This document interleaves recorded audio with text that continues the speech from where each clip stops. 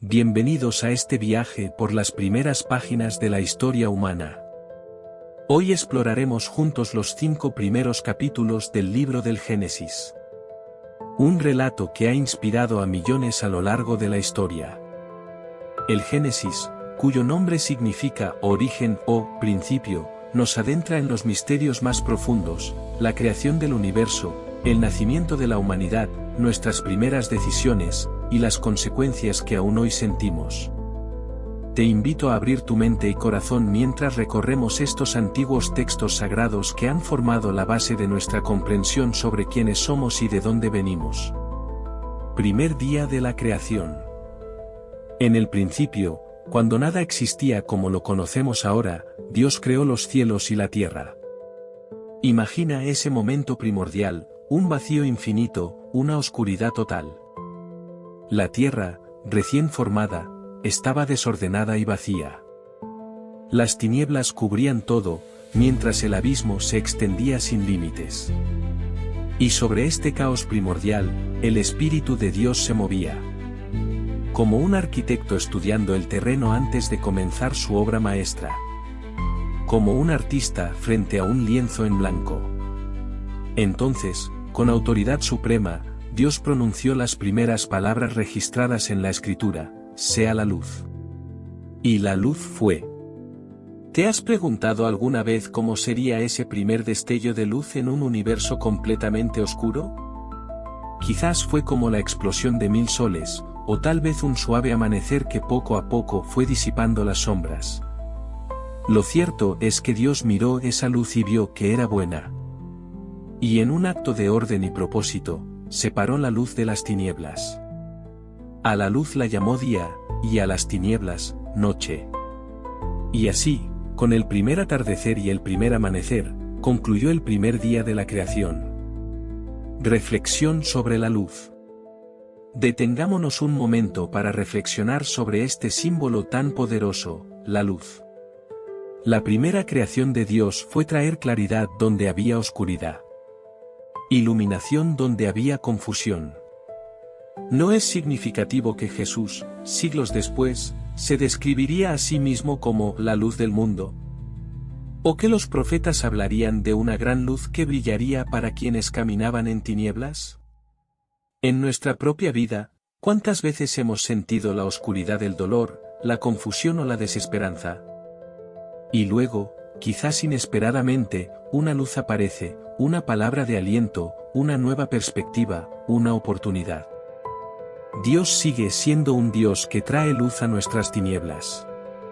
Segundo día de la creación. Continuando con su obra, Dios habló nuevamente: haya expansión en medio de las aguas, y sepárese las aguas de las aguas. Con estas palabras, Dios creó lo que llamamos atmósfera o cielo. Un espacio vital entre las aguas de abajo y las de arriba. Esta expansión, que llamó cielos, sería el escenario donde se desarrollaría gran parte de su creación. Y así, con otro atardecer y otro amanecer, terminó el segundo día. Tercer día de la creación. El tercer día fue testigo de una doble obra. Primero, Dios ordenó: júntense las aguas que están debajo de los cielos en un lugar, y descúbrase lo seco. Imagina el rugido de océanos formándose, el surgimiento de continentes, la aparición de montañas y valles. A lo seco llamó tierra, y a las aguas reunidas llamó mares. Y nuevamente, Dios contempló su obra y vio que era buena. Pero el día no había terminado. Dios continuó: produzca la tierra hierba verde, plantas que den semilla, y árboles frutales. Y la tierra, obediente, se vistió de vegetación. Piensa en los primeros brotes emergiendo del suelo, los primeros árboles extendiendo sus ramas hacia el cielo, las primeras flores abriendo sus pétalos. Un mundo de colores y fragancias nació ese día. Y Dios vio que era bueno. La tarde cayó, la mañana llegó, y así culminó el tercer día. Reflexión sobre el orden y propósito. Lo que me impresiona del relato de la creación es el orden meticuloso con que Dios trabaja. No hay caos, no hay accidentes. cada elemento es colocado exactamente donde debe estar. Primero crea el entorno, luz, cielo, tierra y mares, y luego lo llena de vida. Es como si Dios preparara cuidadosamente una casa antes de invitar a sus habitantes. ¿No nos enseña esto algo sobre cómo deberíamos abordar nuestras propias creaciones y proyectos? Con planificación, con visión, con propósito. Y más aún, ¿no nos recuerda que nosotros mismos hemos sido creados con un propósito? No estamos aquí por casualidad. Somos parte de un diseño divino, pensado hasta el último detalle. Cuarto día de la creación. El cuarto día trajo consigo una nueva dimensión, el tiempo medible. Dios dijo: haya lumbreras en la expansión de los cielos para separar el día de la noche, y sirvan de señales para las estaciones, los días y los años. Y así, en la vasta expansión del firmamento, Dios colocó el sol, la luna y las estrellas. El sol, majestuoso, para gobernar el día, la luna, serena, para gobernar la noche, y las innumerables estrellas, como diamantes esparcidos sobre un manto oscuro. Estas lumbreras no solo brindarían luz, sino que establecerían un ritmo para la vida. Marcarían el paso de las estaciones, los días, los meses, los años. Serían el gran reloj cósmico que regularía la vida en la tierra. Y Dios contempló estas lumbreras colgadas en el firmamento, y vio que era bueno. Y fue la tarde y la mañana, el cuarto día. Reflexión sobre el tiempo. El establecimiento de las lumbreras nos habla de la importancia del tiempo en el plan divino. Dios no es solo el creador del espacio, sino también del tiempo. ¿Has notado cómo nuestra vida está marcada por ritmos? El día y la noche, las estaciones, los años que pasan. Estos ciclos nos recuerdan que hay un tiempo para cada cosa bajo el sol, como diría el Eclesiastés. Incluso en nuestra era digital, donde la luz artificial nos permite estar activos a cualquier hora, nuestros cuerpos siguen respondiendo a estos ritmos primordiales. Necesitamos descanso, necesitamos renovación. Ignorar estos ritmos puede llevarnos al agotamiento y la enfermedad. ¿Estamos respetando los ritmos que Dios ha establecido para nuestra vida? Quinto día de la creación. Llegado el quinto día, Dios dirigió su atención a las aguas y los cielos que había creado. Estaban listos para recibir vida. Produzcan las aguas seres vivientes, y aves que vuelen sobre la tierra, ordenó Dios. Y así, las aguas se llenaron de criaturas de todo tipo, desde los diminutos organismos apenas visibles hasta los grandes leviatanes de los mares. Los cielos, por su parte, se poblaron de aves de todos los colores y tamaños, llenando el aire con sus cantos y sus vuelos. Por primera vez, la creación no solo existía, sino que se movía, respiraba, buscaba alimento. La vida animal había comenzado. Y Dios miró estas nuevas criaturas y vio que eran buenas. Y les otorgó la primera bendición registrada en la Biblia: fructificad y multiplicaos, y llenad las aguas en los mares, y multiplíquense las aves en la tierra. Con otro atardecer y amanecer, concluyó el quinto día. Sexto día de la creación, parte 1, los animales terrestres. El sexto día comenzó con una nueva orden divina: produzca la tierra seres vivientes según su especie. Y la tierra, obediente, dio a luz todo tipo de animales terrestres, ganado doméstico, reptiles que se arrastran sobre el suelo, y bestias salvajes de todo tipo. Imagina este mundo ahora: los océanos rebosantes de vida, los cielos surcados por aves de 1000 colores, y ahora la tierra firme poblada por animales de todas las formas y tamaños. Un planeta que palpita con vida por doquier. Y Dios vio que era bueno. Sexto día de la creación, parte 2, la humanidad. Pero el sexto día reservaba el acto culminante de la creación. Después de haber preparado un hogar perfecto, Dios estaba listo para crear a quienes serían la corona de su obra, los seres humanos. Y aquí, el lenguaje de la narración cambia significativamente. Ya no leemos simplemente, dijo Dios, sino algo mucho más íntimo y deliberado: hagamos al hombre a nuestra imagen, conforme a nuestra semejanza. Este plural, hagamos, ha intrigado a teólogos durante siglos. Algunos ven aquí una temprana insinuación de la Trinidad. Otros lo interpretan como Dios hablando a su corte celestial. Lo que es indudable es que la creación humana se presenta como un acto especial, diferente a todo lo anterior. Y creó Dios al hombre a su imagen. A imagen de Dios lo creó. Varón y hembra los creó. A diferencia de los animales, que fueron creados según su especie, los humanos fueron creados a imagen de Dios. Esto nos otorga una dignidad y un propósito únicos en toda la creación. Y Dios bendijo a estos nuevos seres y les dio una misión: fructificad y multiplicaos, llenad la tierra, y sojuzgadla, y señoread sobre los peces del mar, las aves de los cielos, y todas las bestias que se mueven sobre la tierra.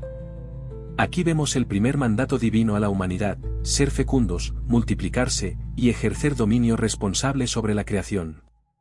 Dios también proporcionó alimento tanto para los humanos como para los animales, plantas y árboles frutales. Originalmente, según este relato, tanto humanos como animales eran vegetarianos. Y Dios contempló todo lo que había hecho durante esos 6 días. Y esta vez, no solo vio que era bueno, sino bueno en gran manera. La creación estaba completa, perfecta, armoniosa. Y así, con otro atardecer y amanecer, concluyó el 6º día. 7º día, el descanso de Dios. Así fueron acabados los cielos y la tierra, y todo el ejército de ellos. La obra creadora de Dios había concluido.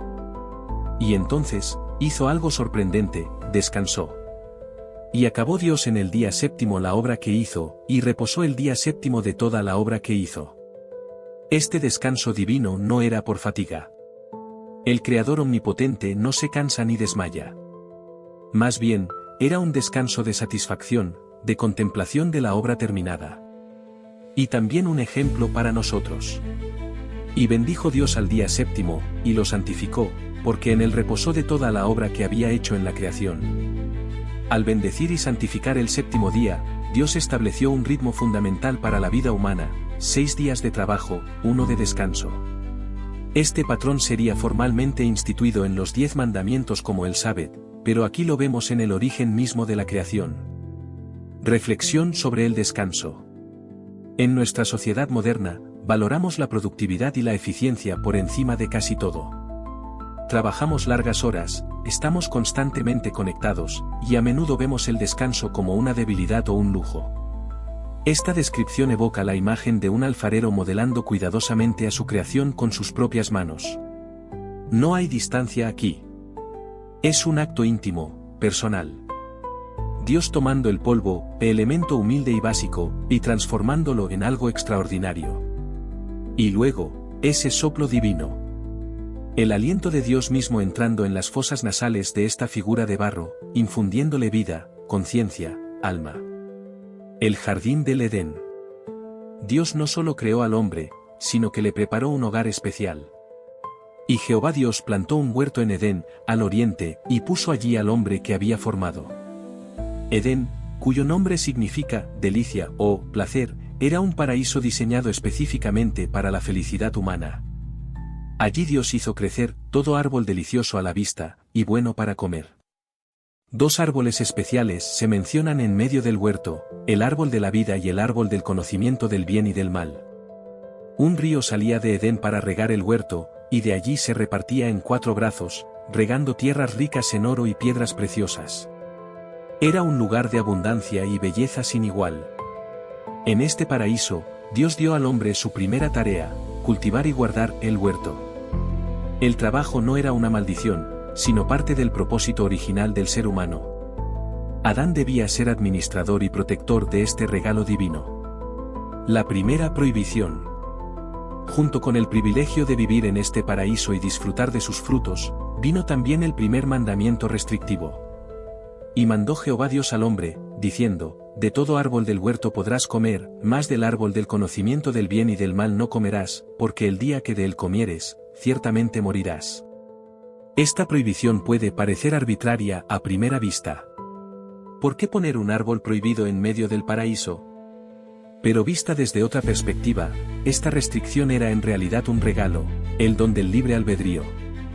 Sin la posibilidad de desobedecer, la obediencia no tendría valor. Dios no quería autómatas programados para seguir órdenes, sino seres que eligieran libremente amarlo y obedecerlo. Esta prohibición también estableció un límite saludable.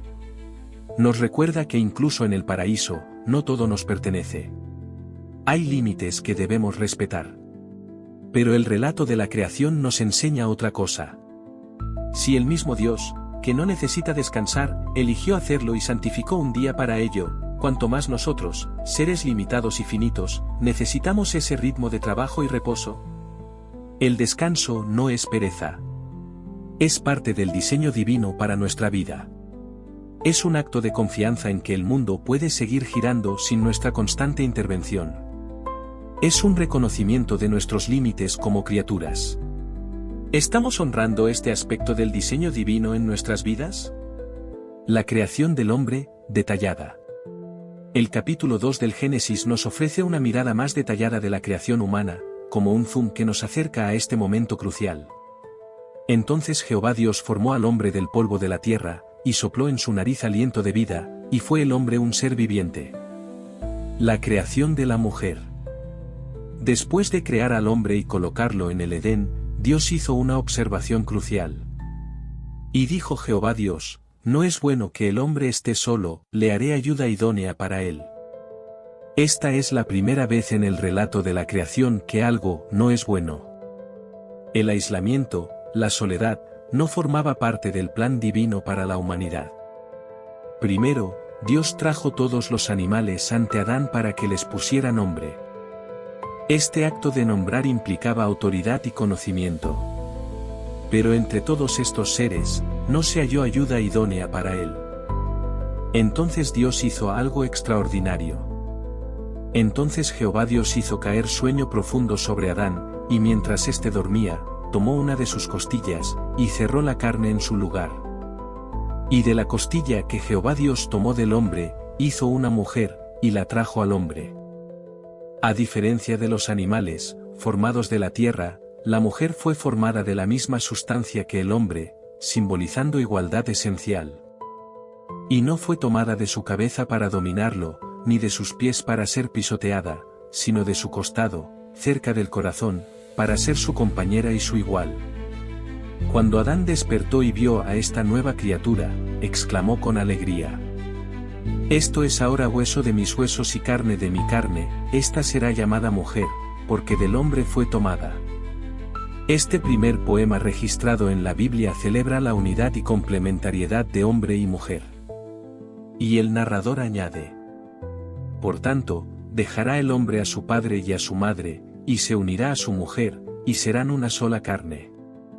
Aquí vemos el establecimiento del matrimonio como institución divina, anterior incluso a la caída. La inocencia original. El capítulo 2 concluye con una observación significativa. Y estaban ambos desnudos, Adán y su mujer, y no se avergonzaban. Esta desnudez sin vergüenza representa un estado de inocencia, transparencia y confianza total. No había nada que esconder, nada de qué avergonzarse. Las relaciones, con Dios, entre ellos, y con la creación, eran perfectas y armoniosas. Es un estado que todos, en lo profundo, añoramos recuperar. La tentación y la caída. Pero esta perfección no duraría. El capítulo 3 introduce un nuevo personaje, la serpiente, descrita como astuta, más que todos los animales del campo. Esta serpiente se acercó a la mujer y le planteó una pregunta aparentemente inocente. ¿Con qué Dios os ha dicho, no comáis de todo árbol del huerto? Notemos la sutileza de esta pregunta. No comienza con una mentira directa, sino sembrando duda sobre la bondad de Dios. Insinúa que Dios está siendo restrictivo, que está privando a los humanos de algo bueno. La mujer respondió: del fruto de los árboles del huerto podemos comer, pero del fruto del árbol que está en medio del huerto dijo Dios, no comeréis de él, ni le tocaréis, para que no muráis. Su respuesta es básicamente correcta, aunque añade, ni le tocaréis, una restricción que Dios no había mencionado. Quizás ya estaba comenzando a ver a Dios como más restrictivo de lo que realmente era.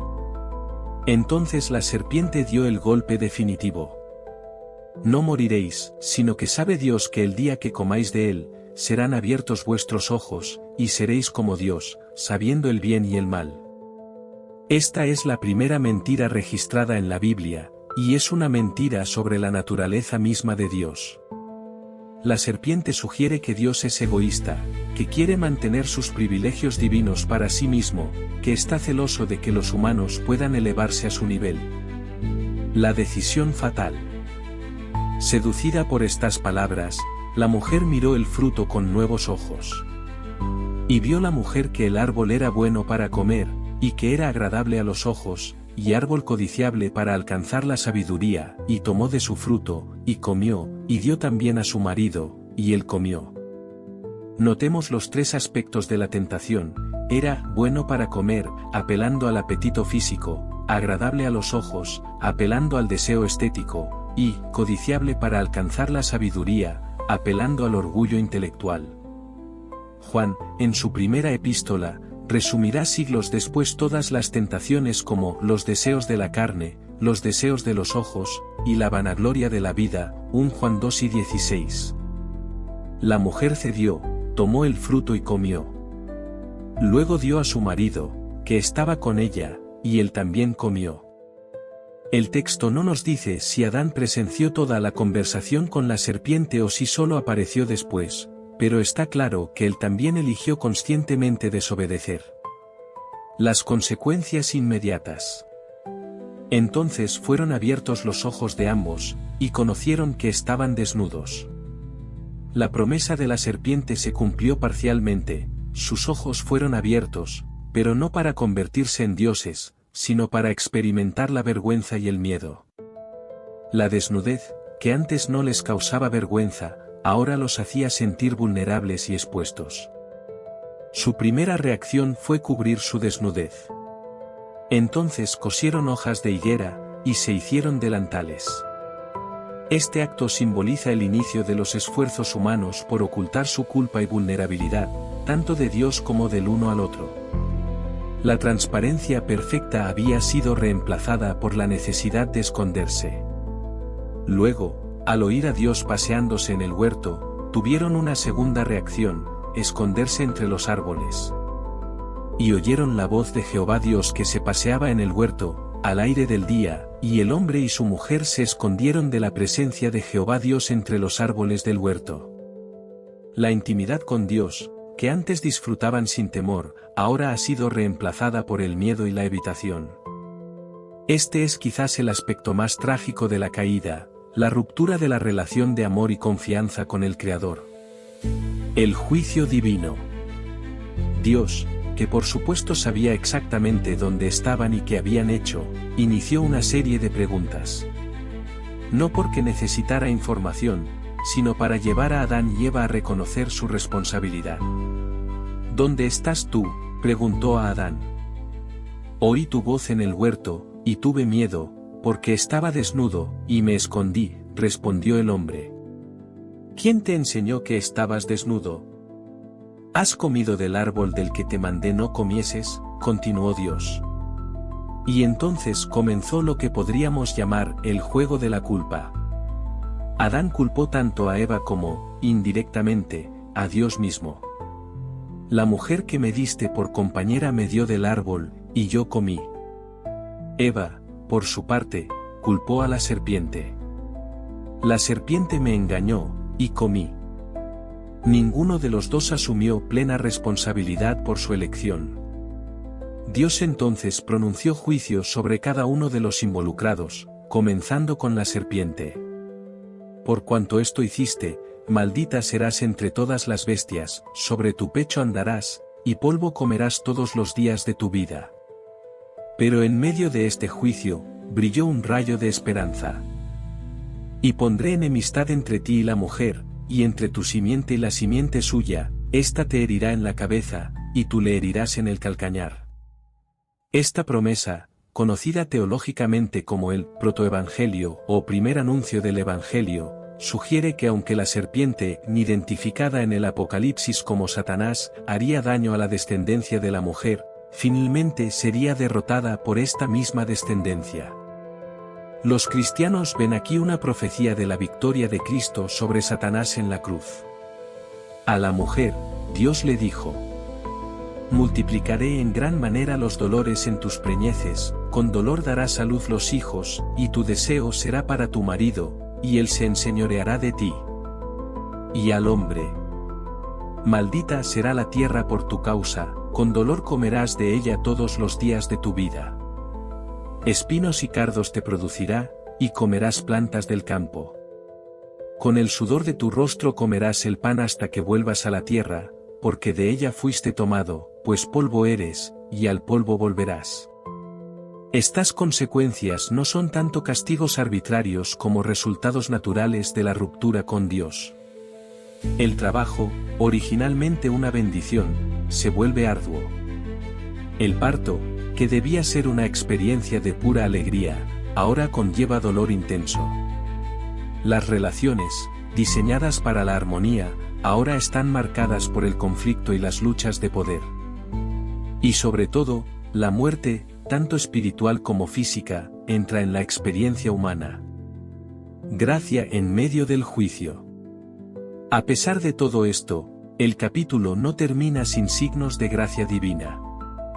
Y Adán puso nombre a su mujer, Eva, por cuanto ella era madre de todos los vivientes. Este acto de nombrar refleja esperanza en el futuro, en la continuidad de la vida a pesar del juicio.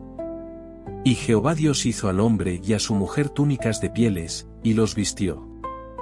Estas túnicas, que requerían la muerte de un animal, fueron las primeras muertes registradas y posiblemente prefiguran el sistema de sacrificios que vendría después. Dios mismo proporcionó una cobertura mejor que las hojas de higuera que ellos habían improvisado. Finalmente, Dios los expulsó del jardín del Edén. Y los sacó Jehová del huerto del Edén. Y puso al oriente del huerto de Edén querubines, y una espada encendida que se revolvía por todos lados, para guardar el camino del árbol de la vida. Esta expulsión, aunque dolorosa, también contenía un elemento de misericordia. Impedía que los humanos, ahora caídos, comieran del árbol de la vida y quedaran eternamente atrapados en su estado caído. Caín y Abel, el primer fratricidio. El capítulo 4 nos presenta a la siguiente generación, Caín y Abel, los primeros hijos de Adán y Eva.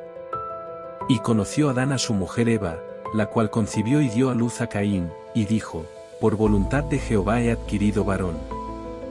Después dio a luz a su hermano Abel. Los hermanos siguieron caminos diferentes. Abel fue pastor de ovejas, y Caín fue labrador de la tierra. Llegó un momento en que ambos presentaron ofrendas a Dios. Y aconteció andando el tiempo, que Caín trajo del fruto de la tierra una ofrenda a Jehová. Y Abel trajo también de los primogénitos de sus ovejas, de lo más gordo de ellas. La respuesta divina fue diferente para cada uno.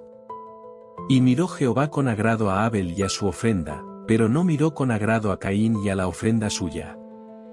El texto no explica explícitamente por qué Dios aceptó una ofrenda y rechazó la otra. Algunos sugieren que la diferencia estaba en la actitud del corazón. Otros señalan que Abel ofreció de los primogénitos y de lo más gordo, mientras que no se especifica tal calidad en la ofrenda de Caín. El autor de Hebreos dirá siglos después que, por la fe Abel ofreció a Dios más excelente sacrificio que Caín, Hebreos 11, 4. La reacción de Caín fue de ira y envidia. Y se ensañó Caín en gran manera, y decayó su semblante. Dios, en su misericordia, advirtió a Caín: ¿por qué te has ensañado, y por qué ha decaído tu semblante? Si bien hicieres, no serás enaltecido, y si no hicieres bien, el pecado está a la puerta. Con todo esto, a ti será su deseo, y tú te enseñorearás de él. Dios le ofrece a Caín una oportunidad de rectificar su actitud, de enseñorearse del pecado en lugar de dejarse dominar por él. Pero Caín ignoró esta advertencia. En un acto premeditado, habló con su hermano Abel.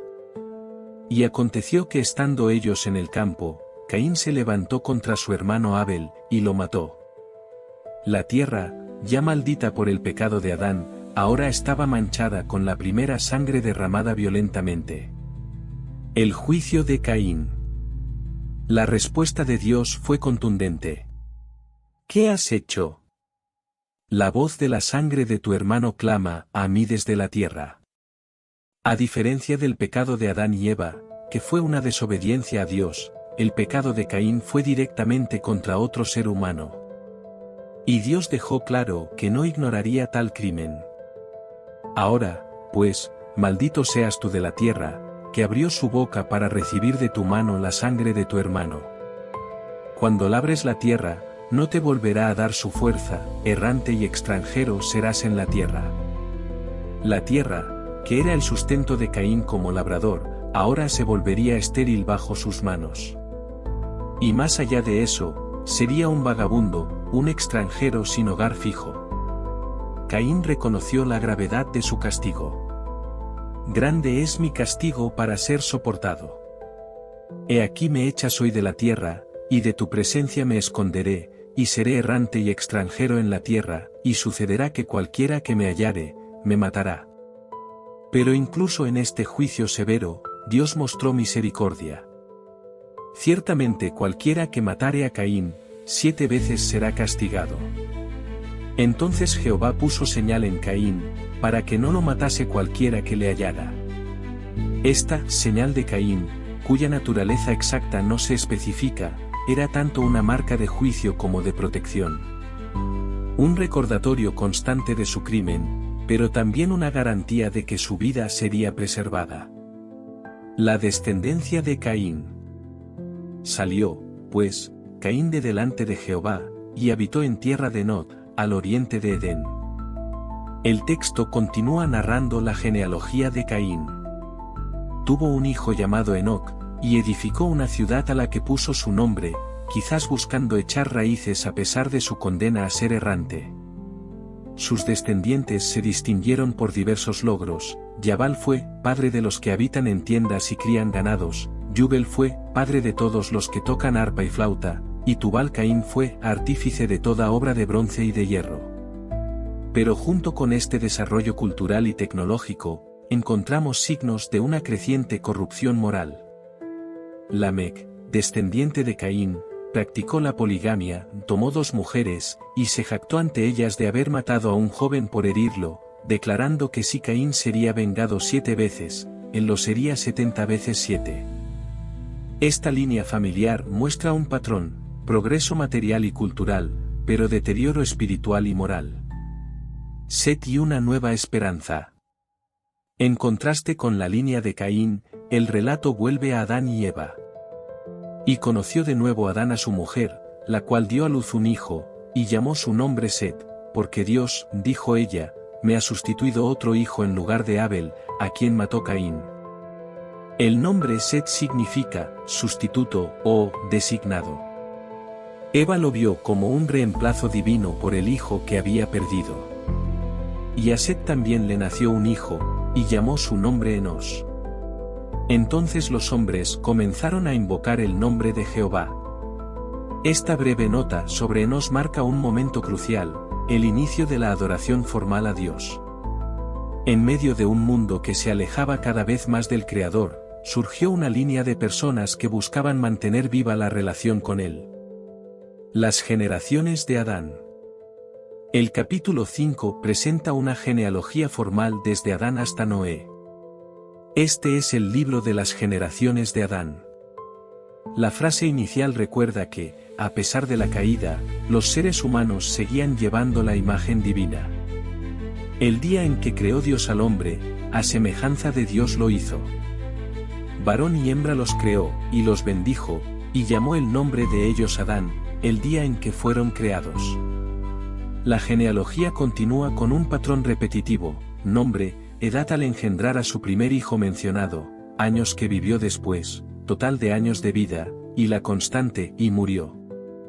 Esta frase, y murió, suena como un martillo que golpea a lo largo del capítulo, recordándonos que la sentencia de muerte pronunciada en Edén estaba en pleno efecto.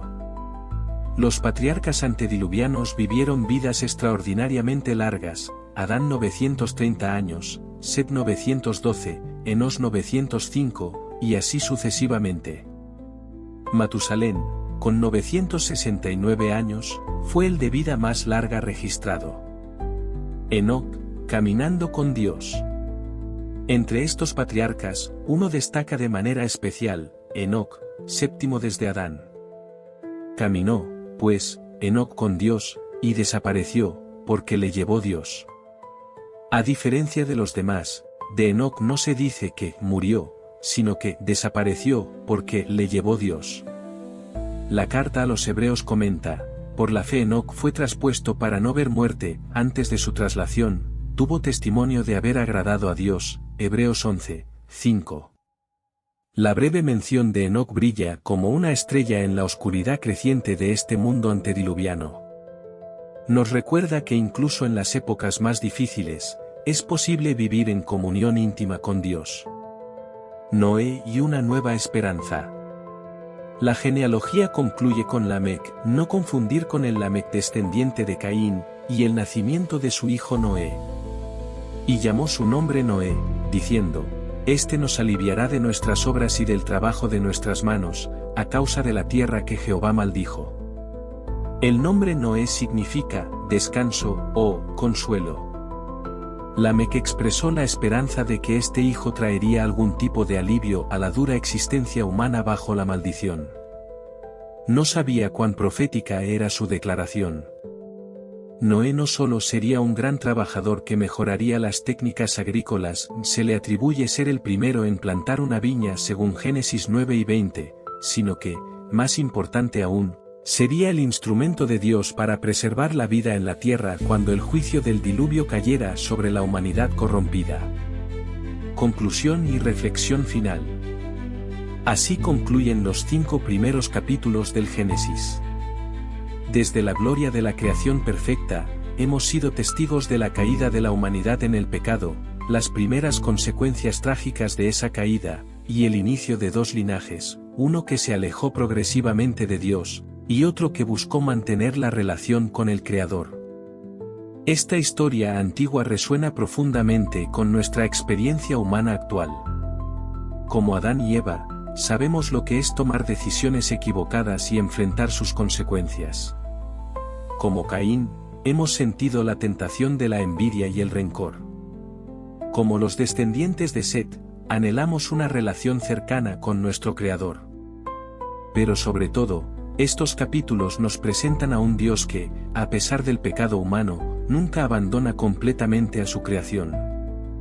Un Dios que juzga, sí, pero que también promete redención. Un Dios que expulsa del paraíso, pero que también proporciona vestiduras. Un Dios que protege incluso a Caín, el primer homicida.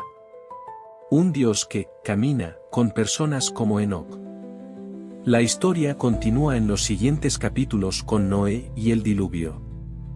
Pero lo que hemos visto hasta aquí establece el tono para toda la narrativa bíblica, el problema del pecado humano y la promesa de la redención divina. Te invito a reflexionar sobre estas verdades eternas. Sobre nuestra identidad como portadores de la imagen divina, aunque caídos. Sobre nuestra responsabilidad hacia los demás seres humanos. Sobre la posibilidad de caminar con Dios incluso en un mundo que se aleja cada vez más de Él.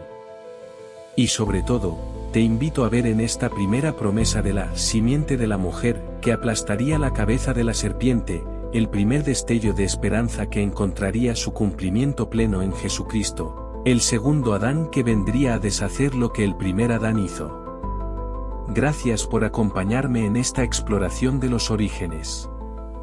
En nuestro próximo episodio, continuaremos con la historia de Noé y el gran diluvio. Que estas antiguas palabras cobren vida en tu corazón, y que el Dios que habló luz en medio de las tinieblas, hable también luz en cualquier oscuridad que puedas estar enfrentando hoy. Hasta pronto.